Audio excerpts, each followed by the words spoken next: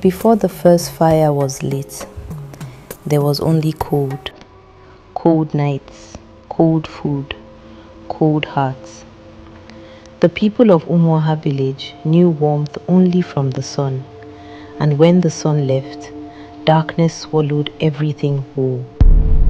Children whimpered through the night. Elders wrapped themselves in the thinnest of cloths, shivering until morning. Food was eaten raw, tough, tasteless, and joyless. And the animals of the forest, they ruled the darkness. Every rustle in the trees, every growl beyond the tree line was a reminder of how powerless the people truly were. But deep in the sky, far above the clouds, above the rain, above everything the human eye could reach, the great god Chukwu held something the people had never seen. A living thing, a dancing, devouring, beautiful thing. And he called it Oku, fire.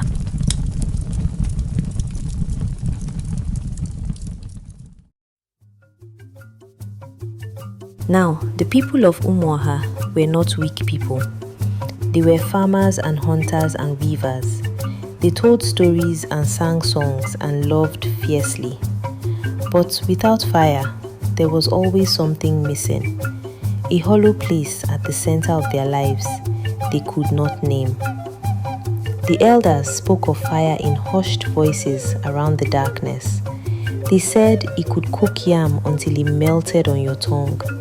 They said it could chase away evil spirits that crept in from the forest at night. They said it could turn the coldest Harmattan evening into something that felt like an embrace. But no one knew how to reach it. No one had ever tried. No one, except a young woman named Adaeze, the eldest daughter of the village chief, who had been listening to those stories since she was old enough to sit with the elders. One evening, as the village sank into its familiar cold darkness, she made a decision that would change everything. She would go and get the fire herself.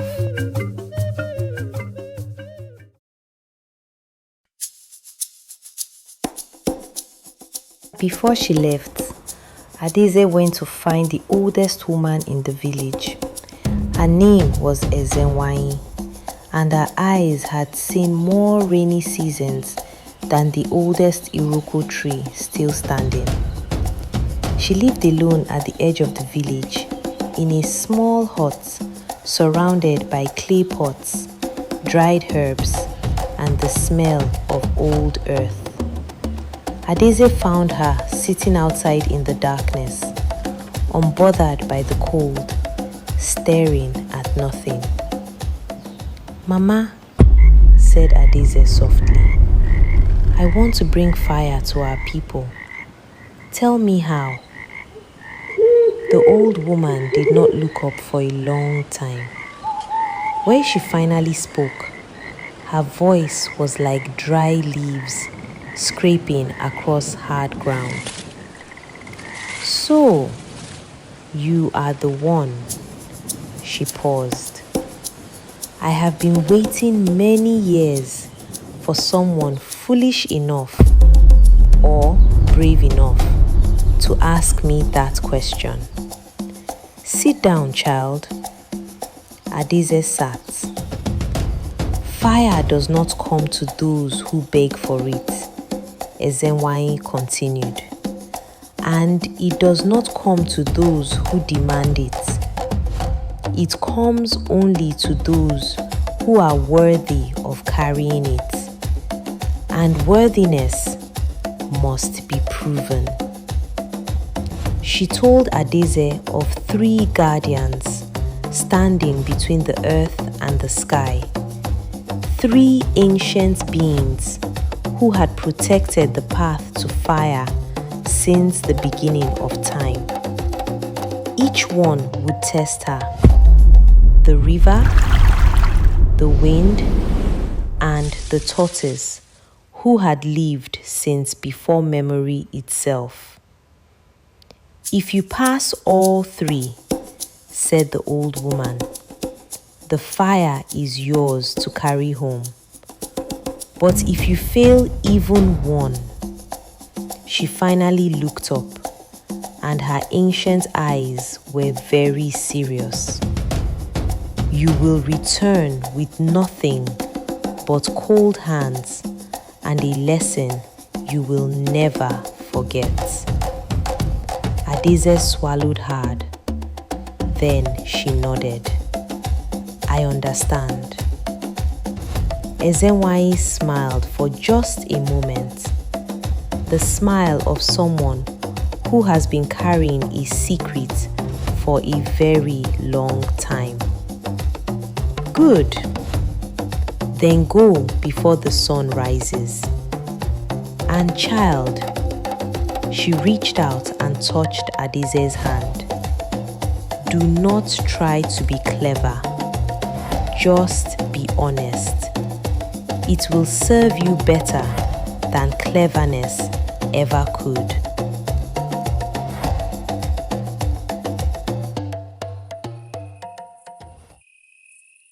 Adaeze walked through the night and into the grey of early morning. The forest grew thicker around her with every step, the trees taller, the shadows deeper, the sounds stranger. And then she heard it. Water. Not the gentle stream near the village. This was something older, something enormous. The river stretched before her like a living wall, wide and dark and churning, its surface catching no light, its depths unknowable. And then it spoke. The voice came from everywhere at once, from the water, from the banks, from the air itself. "Who walks at the edge of my banks before the sun has fully risen?" Adaeze steadied herself. "My name is Adaeze, daughter of Chief Obiora of Umuoha. I am on my way to bring fire to my people."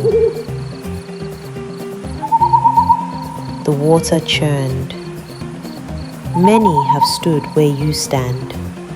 None have passed.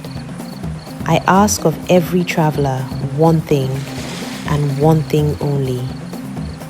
Give me something you cannot get back." Adaeze thought carefully. She had brought yam, cloth, and cowrie shells as offerings. She offered them all. The river rejected each one. Then she understood. She walked slowly to the water's edge and looked down at her own reflection staring back at her. Her face, her eyes, the image of who she was. She took a breath and waded in. The moment her feet touched the water, her reflection shattered and dissolved and did not return. She stood in the river and looked down and saw nothing, just water. From that day, it is said, rivers show you only a version of yourself, never the full truth. The river fell silent, and the path forward opened.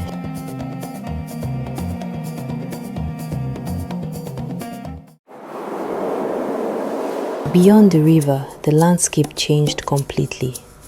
The trees thinned and disappeared, and Adaeze found herself standing on a vast open plain, grass as far as she could see in every direction, and above her, a sky that was suddenly violently alive.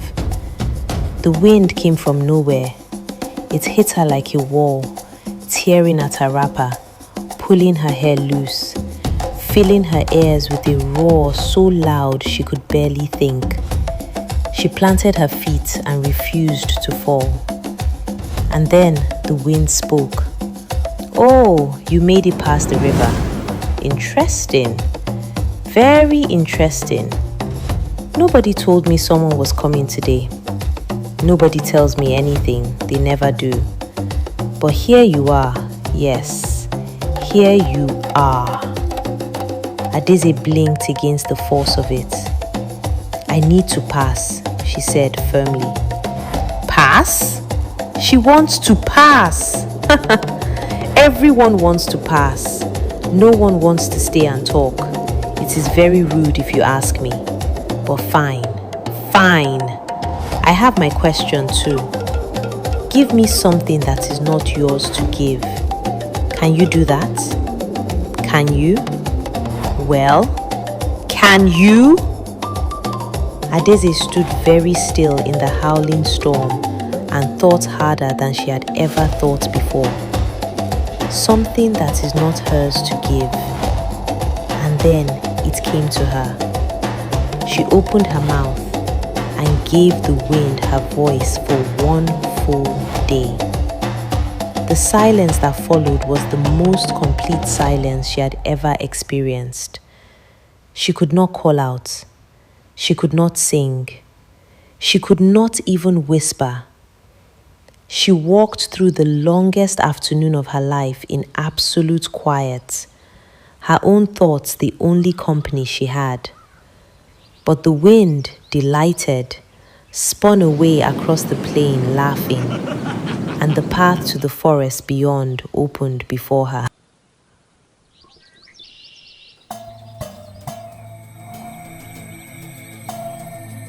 The forest on the other side of the plain was unlike anything Adaeze had ever seen.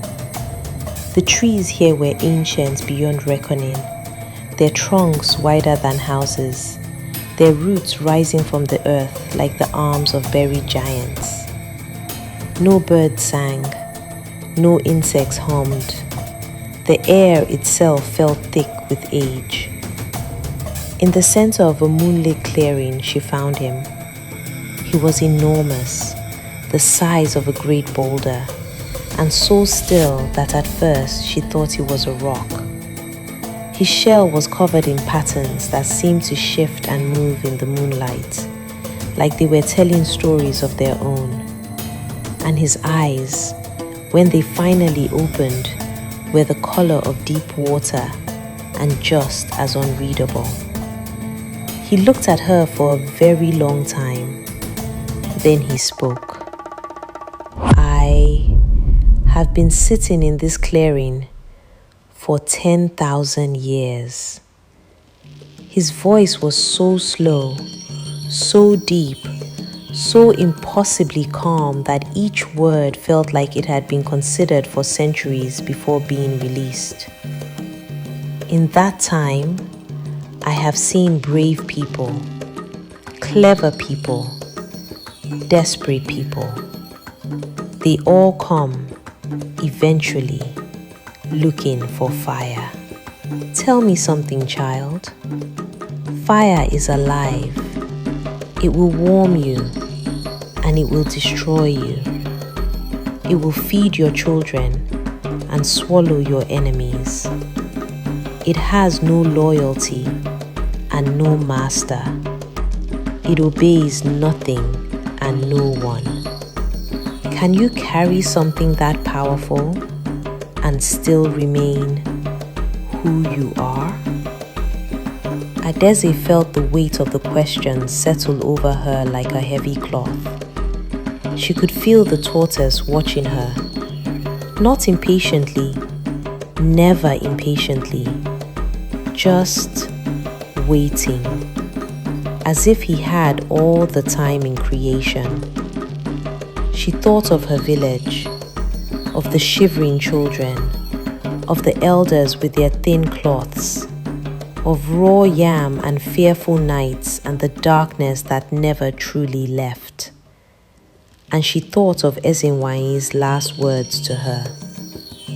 Do not try to be clever, just be honest. She looked the tortoise directly in his ancient eyes and spoke. I do not come to master fire. I am not powerful enough for that, and I know it. I come only to carry it home, to the people who are cold and afraid. What they do with it after that, is between them and Chuku. The clearing was absolutely silent. And then, for the first time in 10,000 years, the tortoise smiled. It was a slow smile, a deep smile, the smile of someone who has been waiting a very long time to hear exactly those words. He reached forward and placed a single glowing ember into her cupped hands. It was warm, impossibly beautifully warm.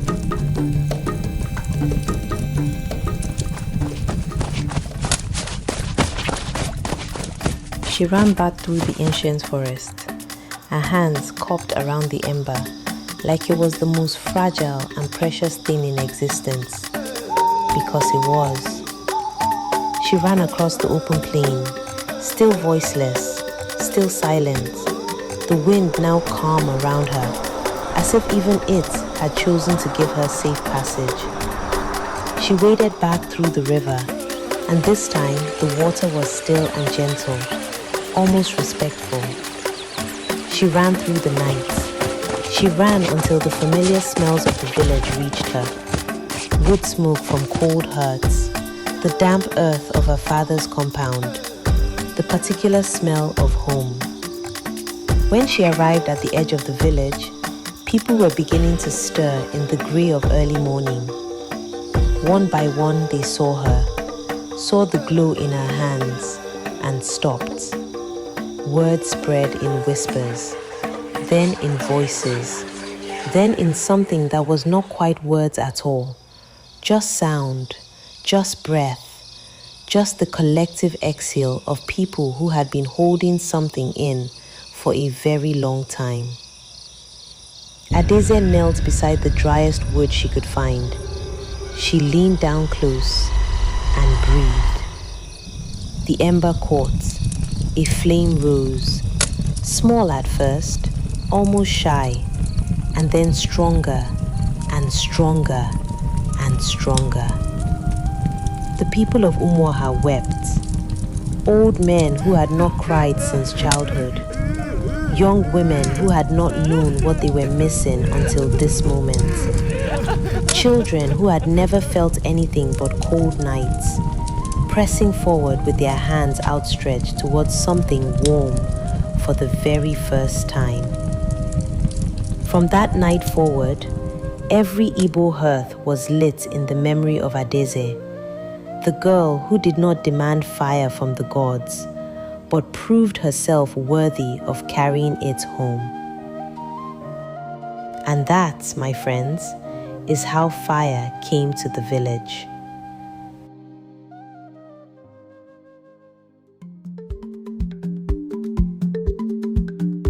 But I want you to sit with something before you go. Adaeze did not win because she was the strongest. She was not. She did not win because she was the most clever. The wind would have seen through cleverness in a heartbeat. She won because she was honest. Honest about what she wanted. Honest about why she wanted it. And honest about her own limits. The Igbo have always known this. The greatest things in life are not taken. They are not demanded. They are earned through sacrifice, through silence, through the willingness to give up something of yourself for something larger than yourself. What fire are you trying to carry home? And what are you willing to give to carry it? If this story moved something in you, share it. Send it to someone who needs to hear it tonight, because that is what a griot does. We keep the stories alive so the stories can keep us alive. This is Tales by Timbuktu, and I will see you in the next one.